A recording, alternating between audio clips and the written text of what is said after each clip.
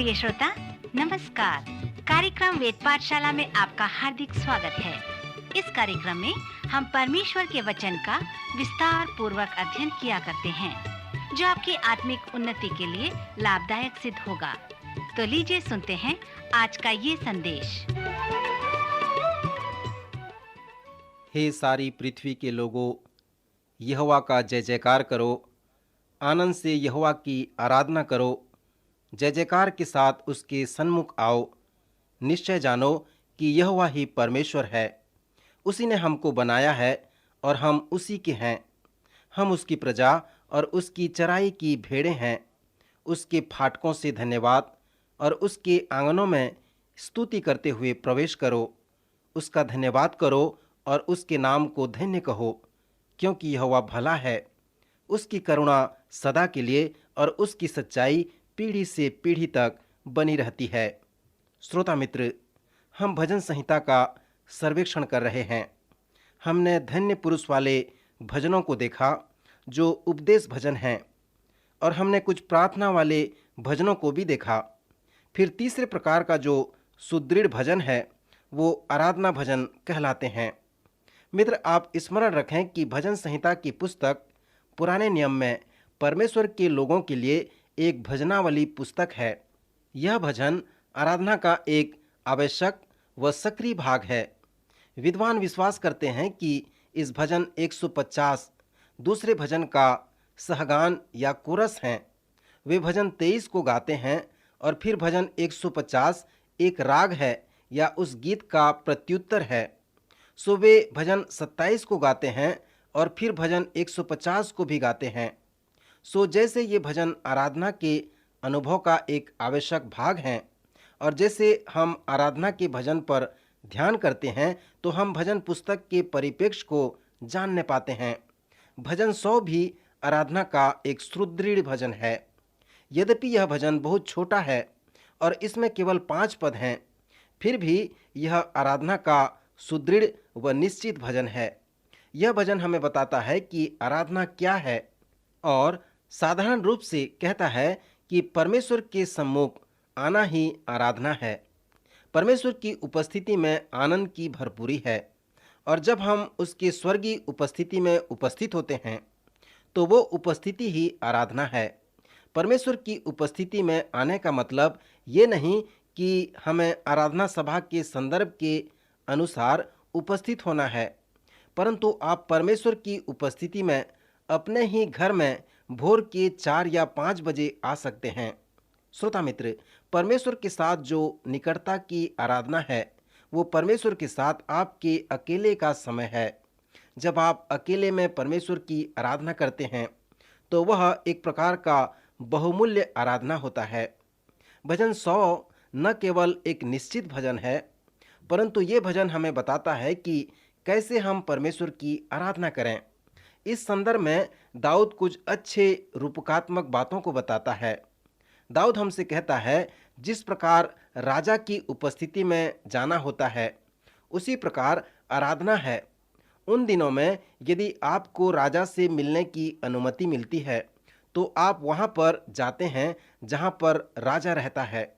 आप उस विशाल द्वार से होकर राजा के महल में प्रवेश करते हैं और एक गलियारे से दूसरे गलियारे में होते हुए उसके पास प्रवेश करते हैं, और इस प्रकार जाते हैं कि आपके दोनों तरफ उसके सैनिक हों, और जाते जाते आप एक बड़े दरवाजे को देखते हैं और मन में ये सोचते हैं कि अब मैं राजा के निकट आ गया हूँ। इस बड़े दरवाजे को खोलते ही राजा दिखेगा, परंतु जब वह दरवाजा खुलता है तो आपको एक और गलियारा दिखाई देता है।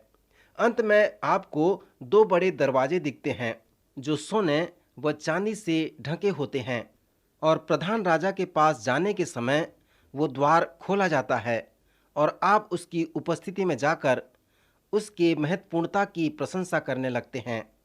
मित्र, जब दाऊद हमें बताता है कि कैसे आराधना करनी है, तब वो उस गलियारे का उपयोग करता है, और ये भी बताता है कि कैसे हमें परमेश्वर की उपस्थिति में आना है, अर्थात उसके फाटकों से धन्यवाद और उसके आंगनों में स्तुति करते हुए प्रवेश करना है।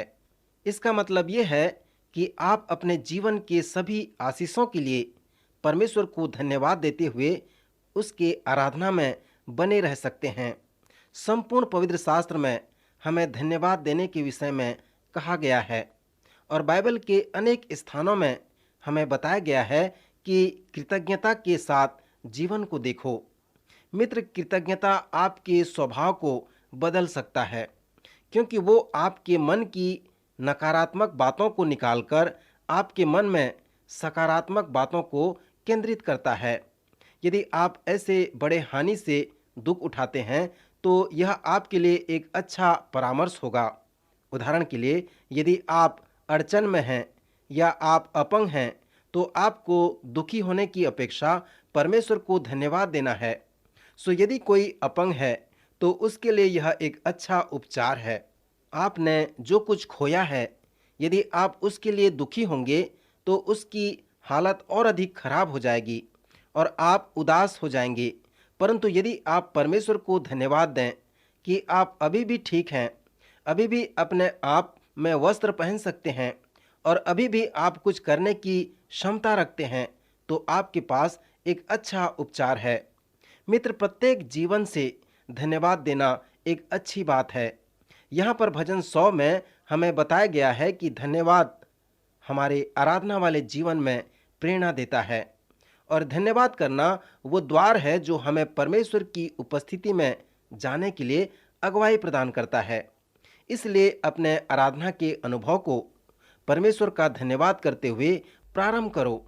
यहाँ पर दाऊद सुंदर तरह से हमें बताता है कि जब हम उसके फाटकों में उसका धन्यवाद करते हैं तो वो हमें स्तुति के आंगन में ले आता है। मित्र, क्या आप इस सच्चाई का वर्णन करने पाएंगे? साधारण रूप से आप अपनी आशीषों को नाम बनाम गिनें और ये आपको विस्मित कर देगा कि यहोवा ने कैसा भला कार्य आपके लिए किया है।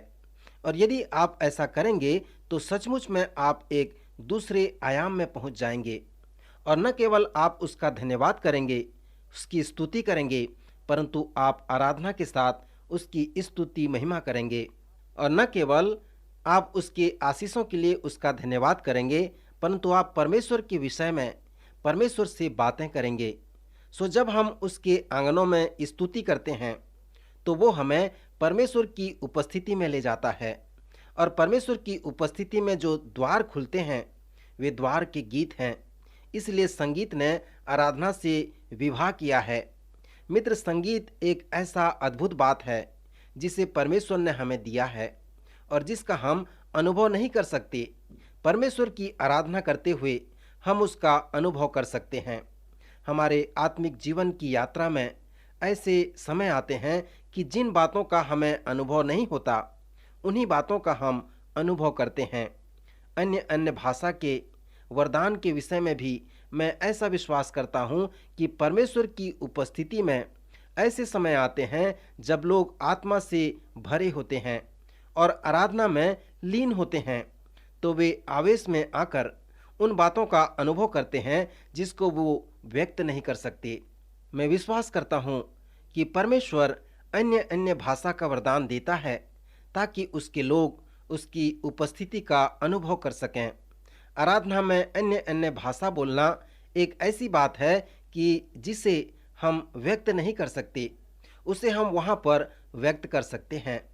मैं ये नहीं मानता कि परमेश्वर अन्य अन्य भाषा के वरदान को सबों को देता होगा और मैं ये भी नहीं मानता कि अन्य अन्य भाषा का वरदान पाना आत्मिकता का प्रत्यय पत्र या चिन्ह है जैसे कुछ लोग समझते हैं। परंतु मैं विश्वास करता हूँ कि अन्य अन्य भाषा का वरदान परमेश्वर का एक अद्भुत कार्य है और आज के लिए है। परमेश्वर इस वरदान को देता है ताकि जिन बातों को लोग व्यक्त नहीं कर सकते उसे वे इसके द्वारा व्यक्त कर सकते हैं। परंतु परमेश्वर ने हम सबों को संगीत दिया है और आज भी वो सबों को संगीत देते रहता है। संगीत वो साधन है जिसके द्वारा हम आराधना में उन बातों को व्यक्त कर सकते हैं जिन्हें हम ऐसे ही व्यक्त नहीं कर सकते। यहाँ पर दाऊद सुंदर रूप से बताता है कि संगीत वो अद्भुत कार्य है जो हमें परमेश्वर की नज़दीकी में ले आता है। जब हमने इतिहास की पुस्तक का सर्वेक्षण किया था, हमने सीखा था कि दाऊद के पास 4000 लेवियों का एक संगीत दल था जो केवल गीत गाते और दाऊद द्वारा बनाए गए बाजों से बजाते रहते थे। उन लेवियों का जो कार्य था कि वे केवल गीत संगीत के द्वारा परमेश्वर की स्तुति किया करते थे। आजकल के वाद्य दल में थोड़े ही लोग होते हैं। आप कल्पना करें कि दाऊद के संगीत दल में 4000 लोग थे और वे सभी अच्छे संगीतज्ञ थे। जब वे सब एक साथ गाते व बजाते होंगे तो वह आवाज़ कैसा होगा। प्रकाशित वाक्य में हमें बताया गया है कि स्वर्ग में परमेश्वर के सिंहासन के चारों ओर परमेश्वर कुछ महान कार्य करेगा। फिर प्रकाशित वाक्य की पुस्तक बताती है कि हम एक नया गीत गाएंगे। स्वर्ग में हम एक ऐसे संगीत का अनुभव करेंगे जिसका अनुभव हमने पृथ्वी पर अभी तक नहीं किया, क्योंकि परमेश्वर हमें एक नया गीत देगा। मित्र, थोड़ा विचार करें कि स्वर्ग में परमेश्वर के सिंहासन के चारों ओर किस प्रकार से हम खड़े होंगे और उन गीतों को गाकर उसकी महिमा करेंगे। और उसी उपलक्ष्य में परमेश्वर हमें एक नए प्रकार का संगीत देगा जो कभी भी नहीं सुनाया गया है। मेरे श्रोता मित्र, मुझे संगीत बहुत अच्छे लगते हैं और उस नए गीत को गाने के लिए मेरी एक बड़ी अभिलाषा है। इस भजन में दाऊद हमसे कहता है कि कैसे आराधना करना है और साथ ही साथ ये भी बताता है कि जब हम आराधना करते हैं तो क्या होता है। दाऊद के अनुसार जब हम परमेश्वर की उपस्थिति में जाते हैं तो कुछ बातों का अनुभव भी करते हैं और कुछ बातों को जानते हैं। उदाहरण के लिए हम ये जानते हैं कि वह परमेश्वर है। मित्र, जो लोग परमेश्वर की उपस्थिति का अनुभव करते हैं वे ये जानते हैं कि यहोवा ही परमेश्वर है। वे ये भी जानते हैं कि हम उसके चराई में एक छोटी सी भेड़ हैं और वो हमारा चरवाहा है। हम उसकी भेड़ें हैं और साथ ही साथ हम ये भी जानते हैं कि वह भला परमेश्वर है। उसकी करुणा सदा के लिए और उसकी सच्चाई पीढ़ी से पीढ़ी तक बनी रहती है। मित्र, आज आपके सामने एक प्रश्न छोड़ना चाहता हूँ कि क्या आप परमेश्वर की उपस्थिति का अनुभव अपने जीवन में करते हैं? क्या आप निश्चित रूप से जानते हैं कि यहोवा ही परमेश्वर है? तो उसका जय जयकार करें, आनंद से उसकी आराधना करें, जय जयकार के साथ उसके सन्मुख आएं, उसके फाटकों से धन्यवाद और उसके आंगनों में स्तुति करते हुए प्रवेश करें। मित्र, इस भजन का विषय यही है, अर्थात मनुष्य यहोवा का धन्यवाद करे क्योंकि वह भला है। उन आश्चर्य कर्मों के कारण और उसने जो मनुष्य के लिए उद्धार का कार्य किया उसके लिए उसका धन्यवाद करे। सो इस भजन का मुख्य संदेश यही है। जब प्रभु यीशु मसीह 10 कोढ़ियों को चंगा किया तो केवल एक ने ही वापस आकर प्रभु यीशु मसीह का धन्यवाद किया और वह सामरी था। यीशु ने कहा, क्या मैंने 10 कोढ़ी को चंगा नहीं किया और 9 कहाँ गए? मित्र, मैं सोचता हूँ कि यीशु हमसे कहता है कि 90% लोग जिन्होंने उद्धार का अनुभव प्राप्त किया वे कभी भी लौट कर नहीं आते और अपने उद्धार पाने के बाद मेरा धन्यवाद नहीं करते। वे आराधना करने वाले कभी नहीं बने, परंतु वो लेने वाले बने। जब वे अपने उद्धार के अनुभव को प्राप्त किए तब वे कभी वापस आकर प्रभु यीशु का धन्यवाद नहीं किए। प्रभु ने प्रश्न पूछकर कहा कि वे 9 कहाँ हैं? श्रोता मित्र, क्या ये प्रश्न हमें लगता है? भजन 107 का जो विषय उन 90% लोगों की ओर संकेतिक करता है जो अपने उद्धार के लिए परमेश्वर का कभी धन्यवाद नहीं करते। सो ये भजन बार बार हमें प्रोत्साहित करता है कि जो यहोवा के छुड़ाए हुए हैं वे यहोवा का धन्यवाद करें। छुटकारे का मतलब, जैसे हमने रूत की पुस्तक में देखा था कि कैसे जीवन के पाप से वापस आते हैं। प्रायः एक समय आप परमेश्वर के थे और आदम के जैसे हम सब ने पाप किया, फिर हम पाप करके परमेश्वर से अलग हो गए। सो हमें परमेश्वर के पास वापस आना था। छुटकारे का मतलब यही है। इस छुटकारे के लिए हमें परमेश्वर का धन्यवाद करना है, जिसे इस भजन में प्रत्येक 5 पद के बाद दर्शाया गया है। अच्छे संशोधन का अनुवाद इस भजन को 5 भागों में विभाजित किया गया है। इस भजन के पहले भाग में छुटकारे का इस तरह से वर्णन किया गया है जैसे कि हम सब के सब भेड़ों की नाई भटके हुए हैं और हम में से हर एक ने अपना अपना मार्ग लिया है। इस भजन के प्रथम भाग के अनुसार हम जंगल में मरुभूमि के मार्ग पर भटक रहे थे और भूख व प्यास के मारे हमारे प्राण विकल हो गए थे। तब हम पढ़ते हैं कि तब उन्होंने संकट में यहोवा की दुहाई दी और उसने उनको सकेती से छुड़ाया और उनको ठीक मार्ग पर चलाया। सो ये उद्धार या छुटकारे को प्रकट करता है जब हम उस खोई हुई भीड़ के समान परमेश्वर के पास लौट आते हैं तो वह हमें जंगल के मरुभूमि की मार्ग से और भूख व प्यास से छुटकारा दिलाता है और फिर वह हमें ठीक मार्ग पर अगुवाई करता है। जिस प्रकार इस्राएली प्रजा मिस्र से छुटकारा प्राप्त किए और प्रतिज्ञा की देश की ओर जाने के लिए अगुवाई प्राप्त किए, उसी तरह से परमेश्वर भी हमें ठीक मार्ग में चलाना चाहता है।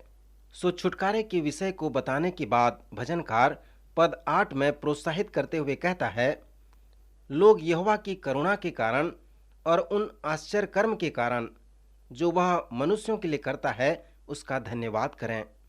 मित्र, इस महान भजन में भजनकार 5 बार पुकार उठता है और कहता है जो लोग परमेश्वर के पास वापस आते हैं वे अपने छुटकारे के लिए परमेश्वर का धन्यवाद करें।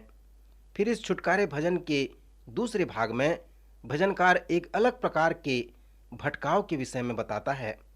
वह इस प्रकार से वर्णन करता है कि छुटकारा पाए हुए लोग परमेश्वर के विरुद्ध में विद्रोह करने लगे। वे उद्धार व छुटकारा पाए परंतु उड़ाऊ पुत्र के समान वे विद्रोही हो गए और दूर देश में चले गए।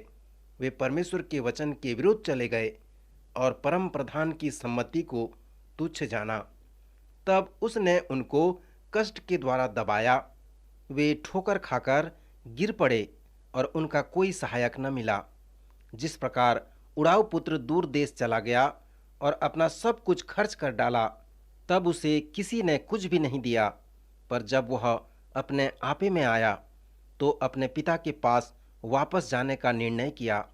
हम पढ़ते हैं कि ये लोग भी उसी प्रकार अपने संकट के समय में यहोवा की दुहाई दी और उसने सकेती से उनका उद्धार किया और अंधियारे और मृत्यु की छाया में से उनको निकाल लिया और उनके बंधनों को तोड़ डाला।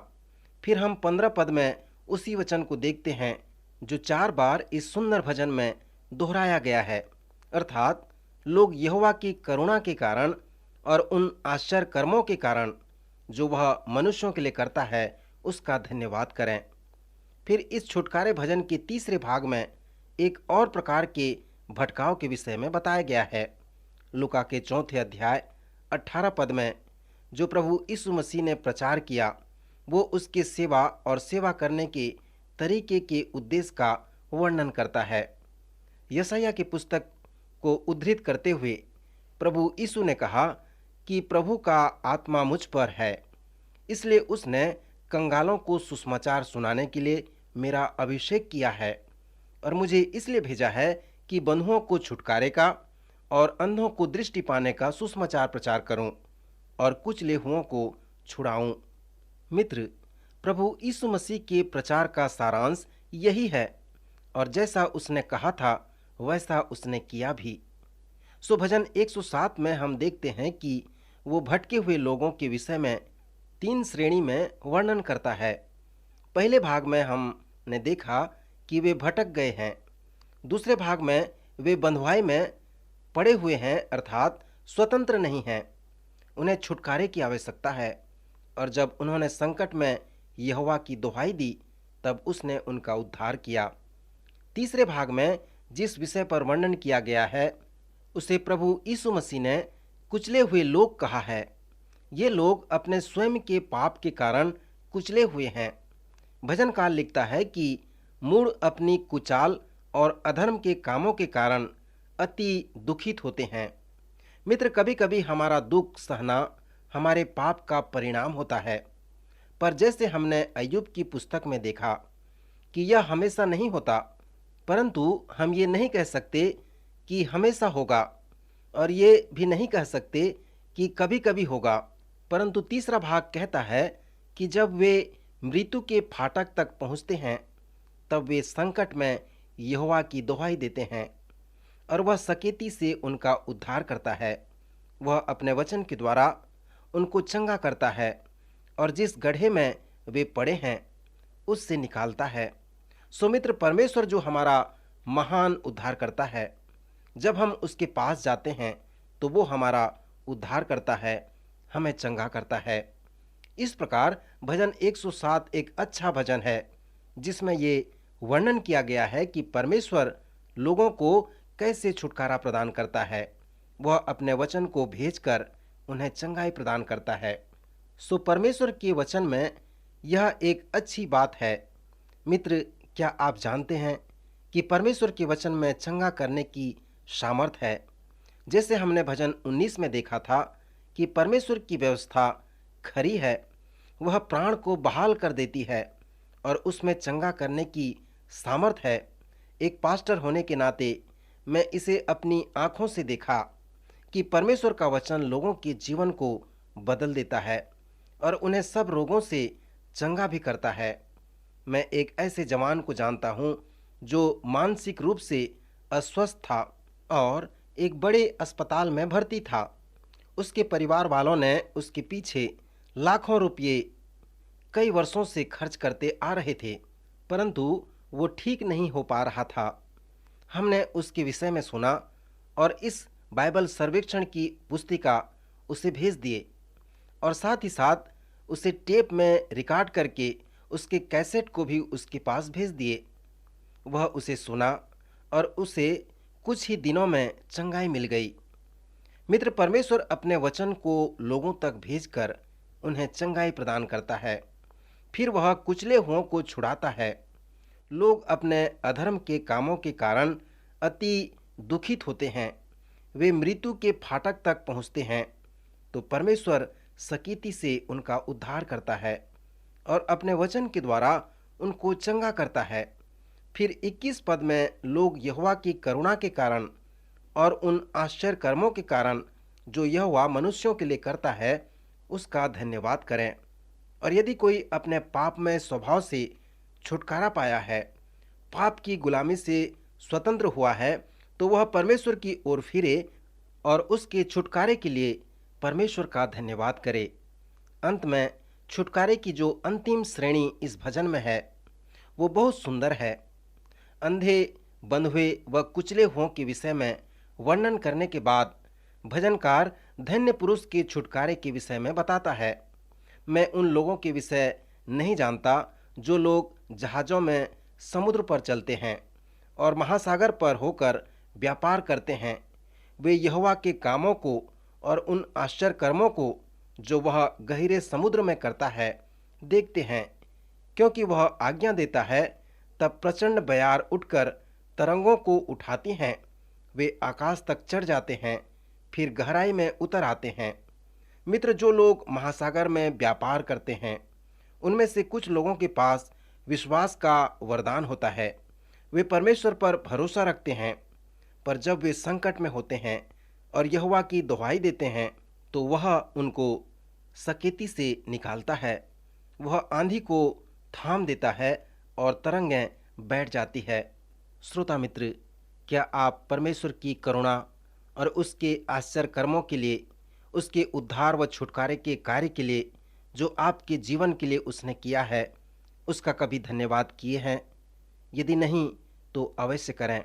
भजन 107 एक आराधना भजन है जो हमें प्रोत्साहित करता है। प्रभु परमेश्वर इन वचन द्वारा आपको आशीष दे, आपकी सहायता करे।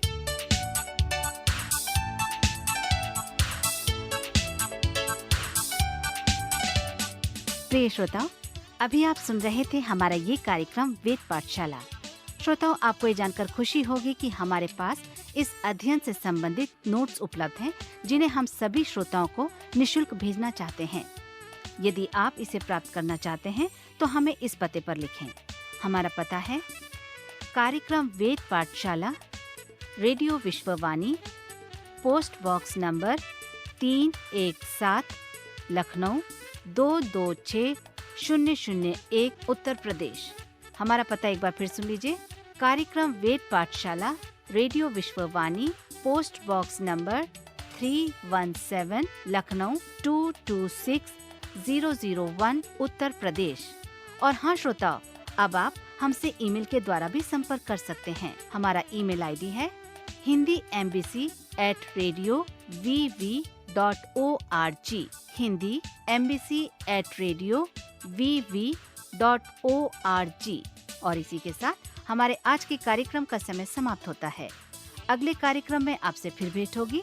तब तक के लिए आज्ञा दीजिए। नमस्कार।